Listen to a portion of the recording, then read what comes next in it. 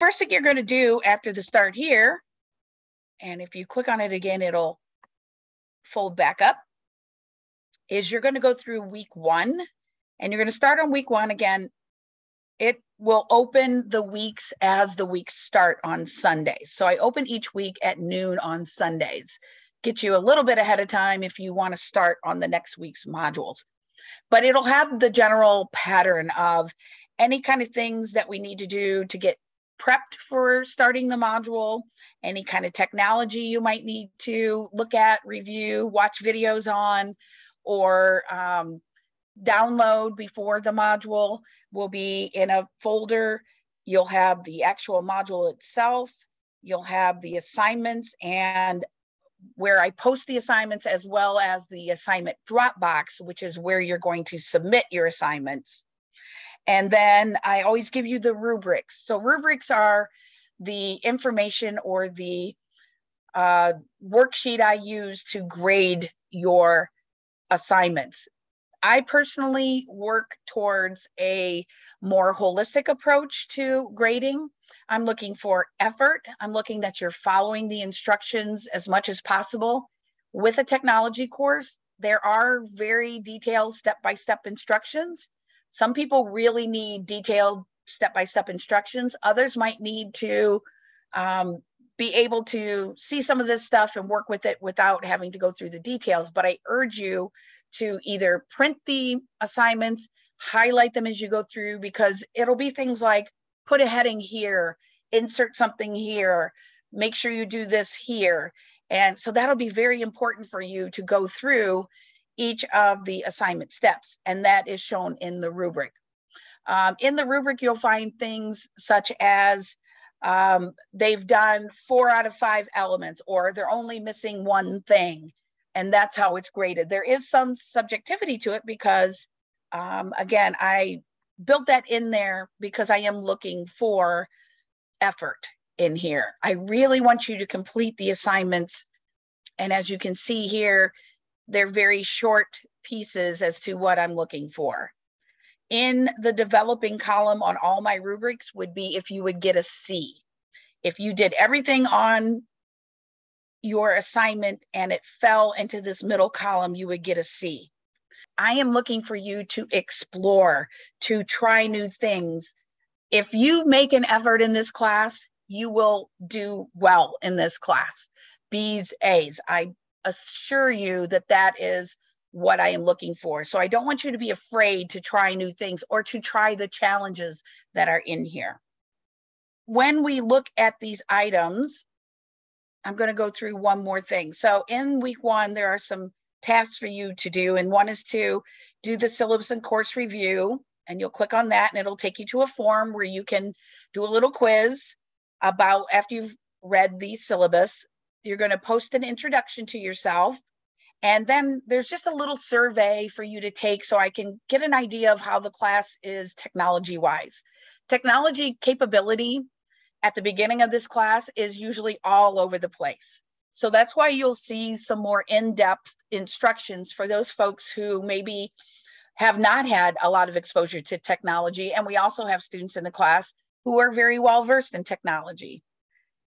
And then you're going to see some setup tools, how to bookmark in Chrome, because we're going to use a lot of websites, how to use Google Drive. If you don't have one, we're going to be setting one up. We're going to use a thing called Blogger. So again, anytime there's something in here that I think you need before doing the module, it will be posted right before the module. So next, let's take a look at what I'm talking about when I say a module. You'll click on the link and it'll say launch Scorum. You can ignore all of this. It'll say pop-up blocked for the most part. All you need to do is launch the course, clicking the launch course button.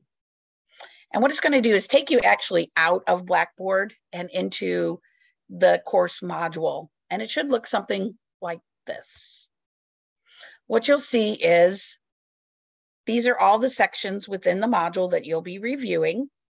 And you can click on each one if you'd like. It also has a section here which will show you your progress through the course. But if you just start here and click on Start the Course, You'll see the same thing over here, all the sections that you'll review. And what you're going to do is just simply scroll down through the pages, read all the information, and at the bottom of each section will be a continue button, which will take you to the next section of the course. So there'll always be an intro, there'll always be a list of the learning objectives for each section and each module. And then you'll get into the actual module itself. So I'm just going to go through this first module section so you can kind of see how you'll go about the module. There'll be different things that you can read, and any of the pictures you can click on to make them bigger. So that's one piece. You'll also get some items in here that are like flip cards. So anytime you see these little squares like that, you can flip them for more information. And as we scroll down, things will pop in and out as you scroll down. Same thing, anytime you see a picture, you can click on it. And then you'll see items that I call pillboxes here. And these are specific links to articles or outside information. It'll give you an instructions and a description. And then the link is in the button to the right. You'll also see videos from time to time, whether it's my videos or YouTube videos. With any video, you can watch it through YouTube. You can watch it right here. You can make it video, the video bigger. You also can turn on closed captions if you so choose. In order, if you have a visual impairment, we always make our courses accessible. So once you click on it, you can watch it right here, or you can click view YouTube and you can watch it through YouTube. So again, it will track all of the information for you as far as getting through all the sections. I don't make it required that you have to do one section before the other, but I do recommend that you go through them in order. I'm going to skip down to the assessment page over here to the left. This is where all of the information about your assignments will be, as well as back in the Blackboard course. But again, we're going to remind you of the objectives and then the instructions. Again, the page will always be set up in each module exactly the same. You'll have instructions. It'll show you the due date for each module assignment right here.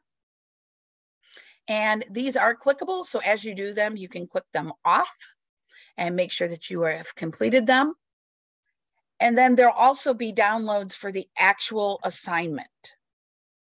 So if I download the assignment, it'll pop down into your screen to the left at the bottom.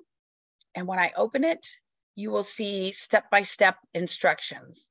I know it looks pretty in-depth, but again, with technology, some folks are really tentative. So you will see software links. You will see, if I can, I'll do video tutorials of the assignments or the how to use the software. But a lot of times if you get stuck, go to YouTube and literally search for how to use a certain technology. That's the way I learn. That's the way most people out in business and in education learn. They go to YouTube. You can also go to the actual software site and they usually have tutorials as well. But I try to do them when I can, when it's something that's not very individualized. You will go through each item. It also will tell you how to submit your assignment. So once you're done with your assignments and you've gone through each one,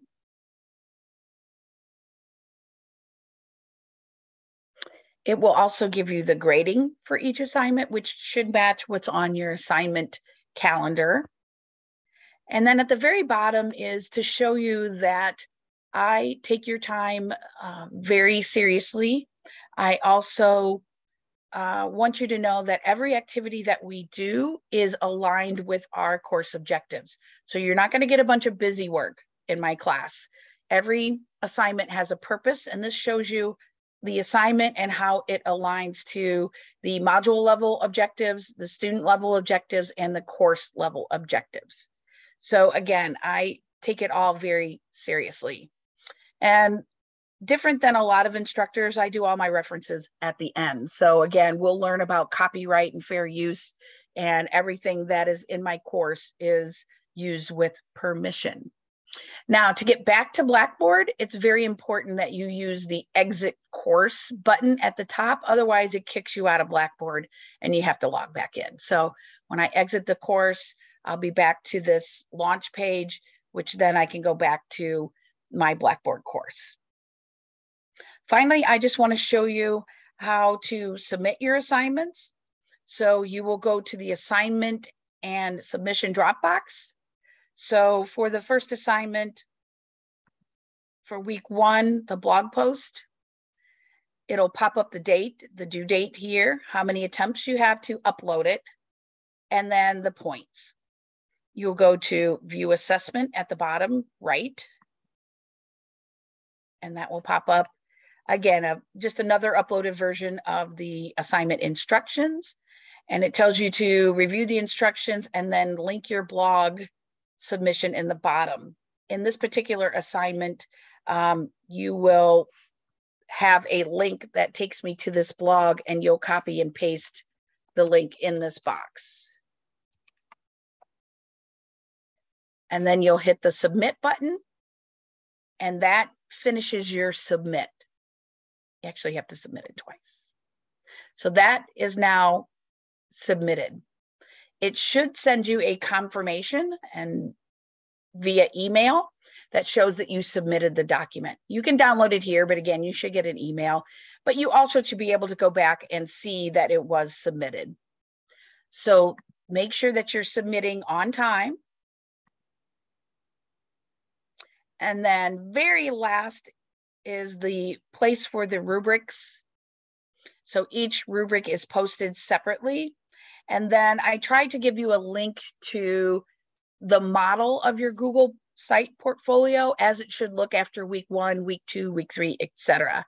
So once you get into the assignment and you know what I'm talking about as far as the Google portfolio, know that this link is there so you can get a general idea of how it should be set up and what it should look like. And that is it. That is how you get through each course. If you have any questions, if you have any concerns, if you start to fall behind, if you can't make a due date because of some circumstance, illness, family illness, something has come up that is, unforeseen, try to contact me before the due date. It's very important. If something has happened which you can't get to me before the due date, obviously that's understandable, but I can work with you if it's before the due date. After the due date, then submissions are late and they're subject to the penalties as per the syllabus. So again, summer is very challenging, and it's good for you to try to stay on track, have a routine for each part of the semester, each part of the week. If you have any questions, please feel free to give me a call. All my contact information is on the syllabus. I am more than happy to meet with you, telephone call, in person, via Zoom, any way that works for you. So have fun with the course. It is challenging, but I guarantee you, you can do it. And if you have any questions, again, I can't iterate enough to please contact me. Have a great semester. I'll be checking in on the discussions and through feedback through your assignments. So have a great semester. Contact me if you need me.